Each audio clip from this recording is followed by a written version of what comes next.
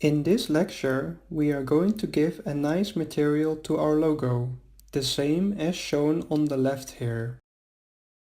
To start off, we can set our world background to black.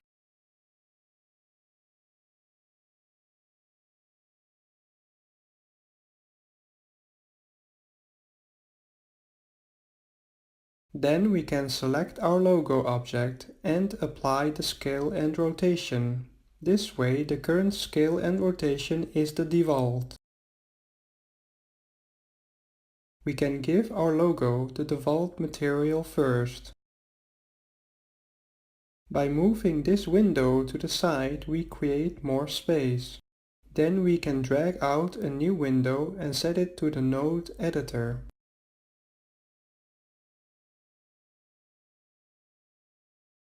We can collapse the properties and tool shelf with the N and T key respectively.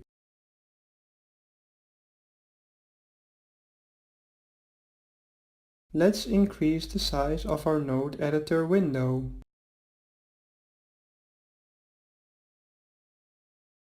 Then we can delete our diffuse shader. For the first part, we are just going to add the nodes and later connect the sockets and tweak the values and settings. We start by adding the Mix Shader node. This node allows you to mix two shaders. We can copy this node with Shift-T and place it as shown. Then we can add the transparent shader.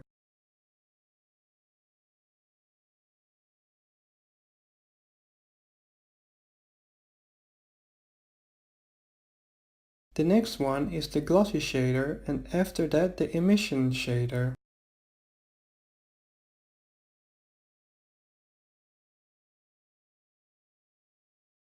We will not yet connect the nodes. This we will do when all the nodes are placed. We can add a color ramp node and duplicate it as well.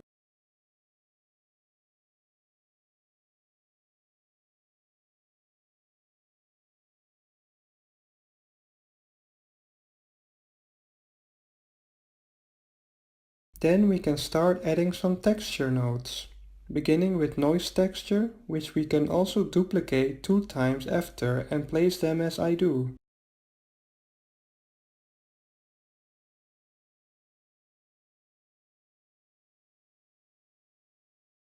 After the noise texture, we can add a brick texture.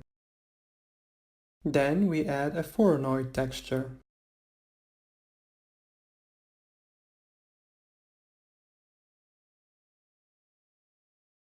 Next up are 2 mapping nodes to be placed as shown.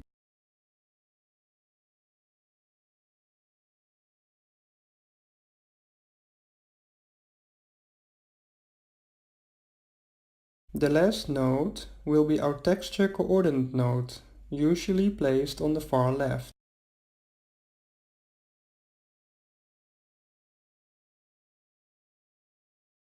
Now we can start connecting the sockets of the nodes. I suggest just look what I am doing and copy it.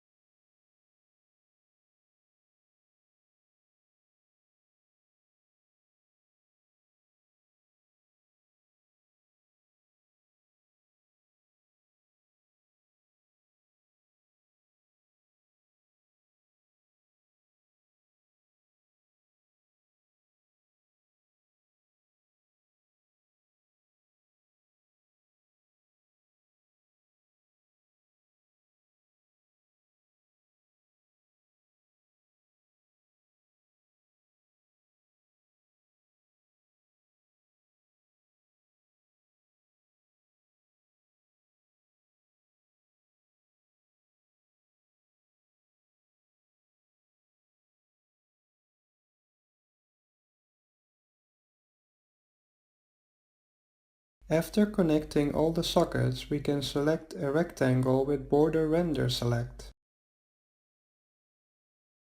We can also enable viewport rendering, so we can see our shader update in real time.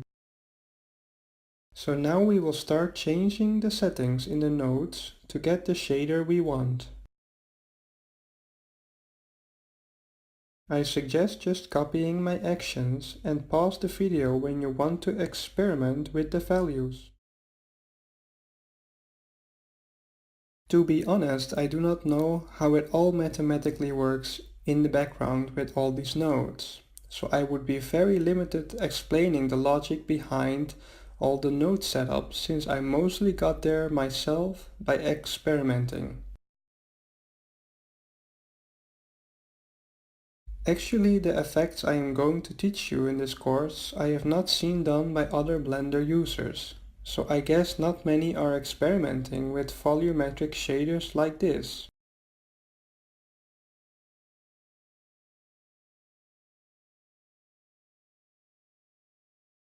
Remember to keep an eye out on the real-time viewport rendering.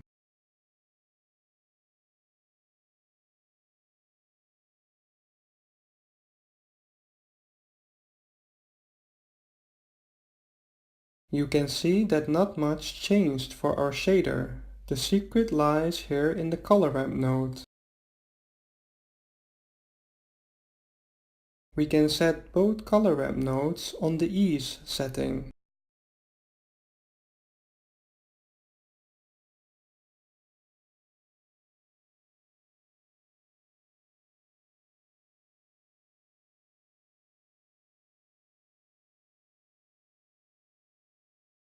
As you can see, even a small change to the color ramp node can make a big difference. This is also because this color ramp node functions as a factor for the emission and transparent glossy shader. Since we do not need our lamp, we can select it and move it to another layer with the M hotkey.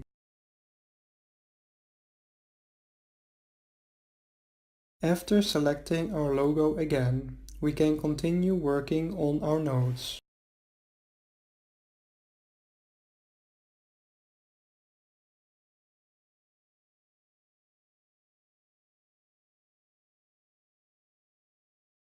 We can change the color of the middle handles to orange. The left and right handle we can give a yellow color.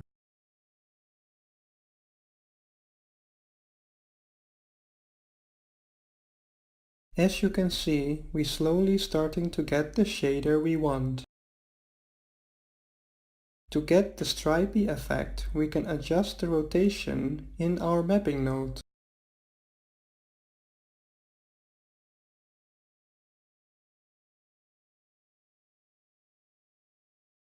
Then we can move the handle of this color ramp node to adjust the noise texture level.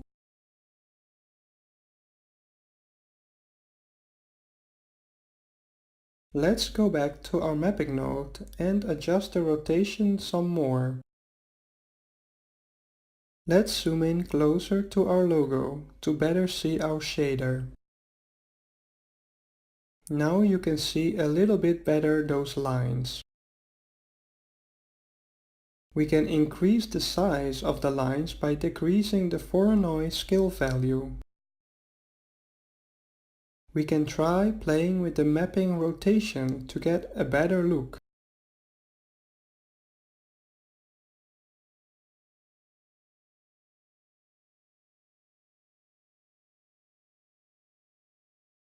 We can also connect the mapping node to the brick texture node. This will give us a more brick-like effect. The point here is to tweak till you get something you like and use that.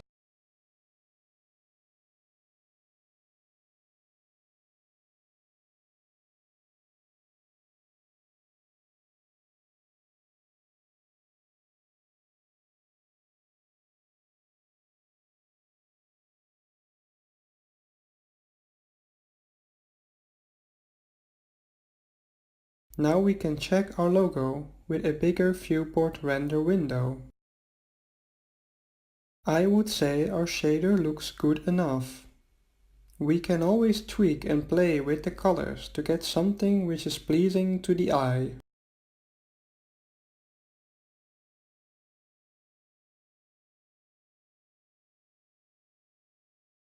I am gonna give it a more orange tint since the logo is orange.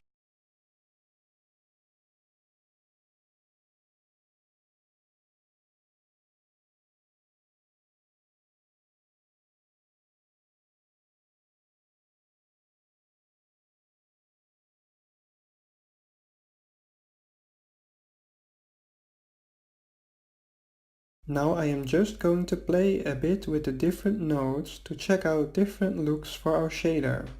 What I suggest before you start tweaking is to save your file so that you can always open the untweaked shader again.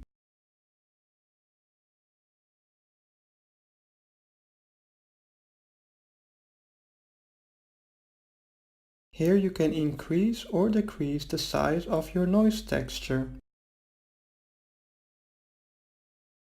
I will leave it at 0.6 since it looks decent. So I declare our shader as finished. You can always play around with the nodes after you save your file to keep the created shader safe.